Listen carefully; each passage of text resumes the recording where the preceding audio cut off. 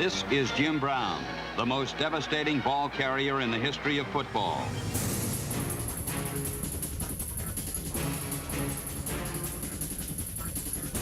Hall of Fame running back Jim Brown left defenders in his wake and all who watched him in awe. You know, talk about running backs in the history of the National Football League. There's only one number one, and there is no number two. It's Jimmy Brown. Jim Brown, the greatest running back that has ever breathed. I think that Jim Brown is the greatest football player that's ever played, regardless of era, regardless of position. Brown was a three-time NFL MVP. He won the rushing title in 8 of his 9 seasons. He was selected to the Pro Bowl in every year he played. Power. He had power. You didn't see nobody knock him down. Look at the film. You don't see nobody knock him back. You see him go in the stacks and he come out. You see him do all the things that you're still wondering. How the heck did he do that? He did it with a body of steel and a will of iron against defenses focused solely on him. You test yourself in every way, stamina-wise, mentally, courage. It pushes you to the brink.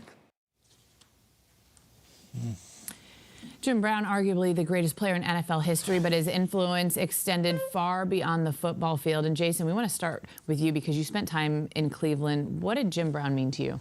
It was so cool to be a Cleveland Brown and walk in the hallway and see Jim Brown walking around, had an office there, and getting a chance just to say what's up and introduce yourself. And I remember he got an opportunity to talk to our team at different points throughout that year. And I remember going up to him. It was just like, it's incredible and it's an honor to get a chance to meet you. And he was always so humble and he would talk to guys. And you saw that over the course of the week. And so many players that played in Cleveland posting pictures and different things and talking about the influence that he had on them. And I think for beyond that one single season I spent in Cleveland, when you talk about Jim Brown, of course you saw those highlights and what he did on the football field. Myself, being too young to remember and be alive to watch him out there on the field, you grew up in hearing about how dominant he was on the field, but seeing how dominant he was off the field. And you'd hear about Jim Brown not being afraid to speak up and talk about race issues that were going on in our country as a professional athlete at the time when it wasn't popular. You talk about Muhammad Ali going through what he was going through of not wanting to enter the war, not wanting to enter the draft, and Jim Brown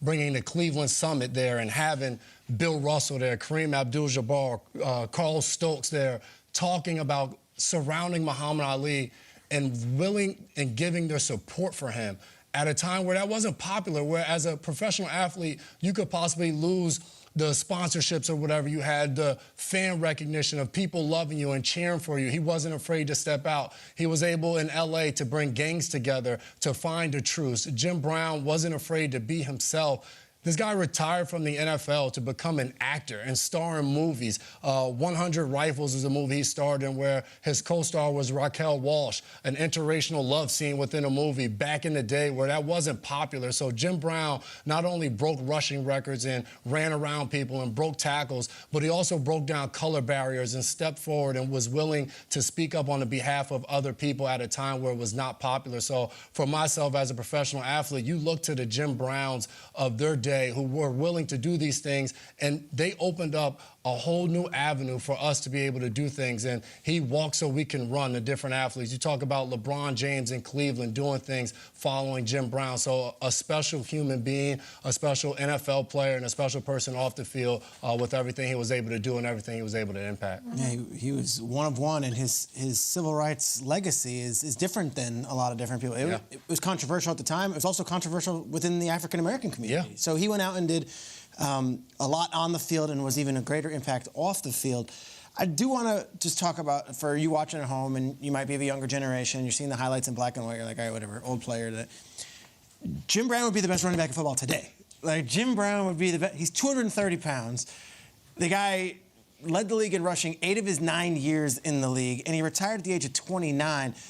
The peak of his, look at, okay, 1965, his final year in the season. We've seen a lot of running backs kind of fade out into the end of their career. This is the final year of his career.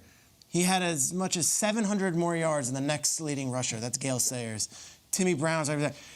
He's rushing for these numbers at the peak of his career and then walks away. That 65 season, he was the best player in football. He was unbelievable. He was a 3-time MVP from the running back position. Guys, he won MVP as a rookie. His first season in the league, he went out and won the MVP award, most valuable player. And this wasn't a 32-team league. This is a smaller league. He won a championship for the Cleveland Browns, something that no one has done since. Jim Brown very well could have been the greatest player of all time, and it might not even be an argument had he not retired at 29, to your point, pursue a career in Hollywood, which he was a very successful actor. One of the coolest lives in football history. Passed away at 87, but please don't underestimate his football abilities. One of the greatest to ever do it, and likely the greatest running back, not only of his generation, of all time. You know, for me, my actual introduction to Jim Brown was movies. The first time I ever seen Jim Brown, he was in a movie called I'm Gonna Get You, Sucker. Yes. Keenan Ivory Wayans wrote that, and I was watching it he had a funny scene, and my dad was like, you know, son, he's a famous football player. I'm like, this dude right here? You know, I'm a kid, I don't know. Yeah. Like, this dude right here? He's like, no, son, no, he's like the football player. And then as you get older, you start to research and you start to figure out who he is. If they had to put a picture in the dictionary of presence or dominance, they need to put a picture of Jim Brown because he was that in every way. Like, if you talk about on the field, if you had to pick a player who dominated their position, you know, you have your D linemen, you have your wide receivers. When you go to the running back position, you have to bring up Jim Brown. Like, I don't think there's another name you would bring up when you talk about dominance or presence. But he had such a presence, even when he was in Any Given Sunday, as a coach, you know, as an actor, as an activist, everything he did, he just had such a presence about him. And his energy was always felt. But even with this, demeanor he had, everybody you talk to will tell you he's the nicest, humblest man you ever be around. And he just loved to see people smile. And he just wanted to see everybody be better at what they did. And when I think about Jim Brown's impact for me, you know, I've had to speak out on certain things. And when you need motivation of a person who did what you did before, especially as an African-American male, Jim Brown is that example. And that's what he was for me, for sure. I want to go back to something you just said about at times when you've had to speak out, and it goes to what you brought up about LeBron. And I think with athletes, there's two sides of the spectrum that they unfairly get. It's either, hey, stay in your lane, which LeBron has gotten a ton of times, right? Like, just go play basketball.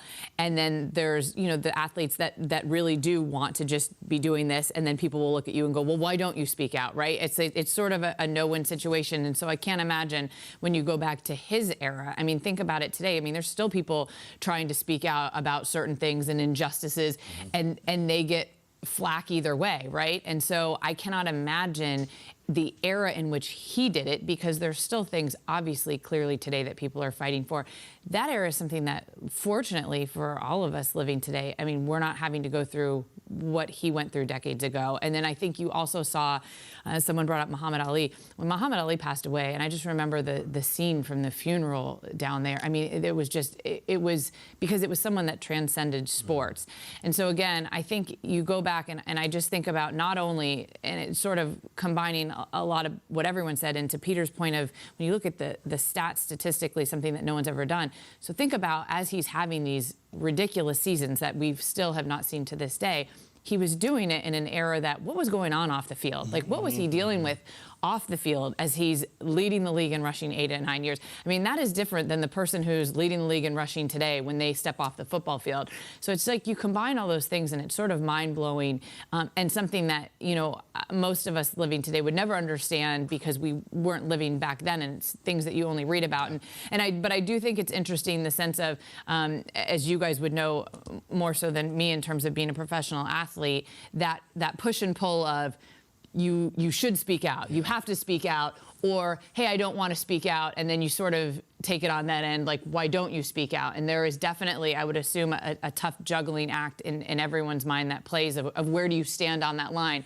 And I don't think it's a one situation fits everybody, right? Because people are different. That's just not everyone's, thing to speak out in certain ways about certain things, even if you have a feeling about it. And I don't think we should expect everyone to, but that was obviously something that he felt was his calling to do.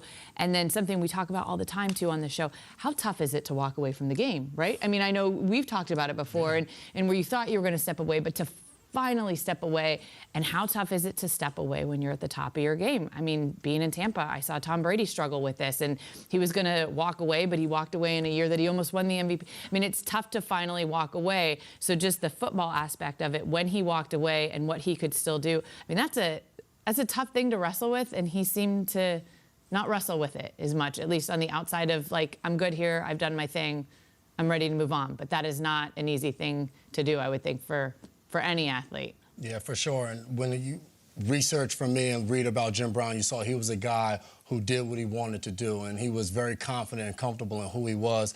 And those came with the flaws of different things that transpired in his life, and also with the good of things that he was able to do for himself and for other people. But a very tough thing to do, and he figured out how to do it and thrive on both sides of it. He's the greatest lacrosse player, arguably, to ever play. He played lacrosse in high school, then went to Syracuse and was the greatest of his generation. He lettered in basketball at Syracuse. He was a varsity basketball player at Syracuse, was really good at basketball. One of the greatest athletes. And I think the terms that have been thrown around, the complicated legacy, yeah, he's 87 years old who stood for something. There's going to be a complicated legacy there. It might not be digestible for everybody.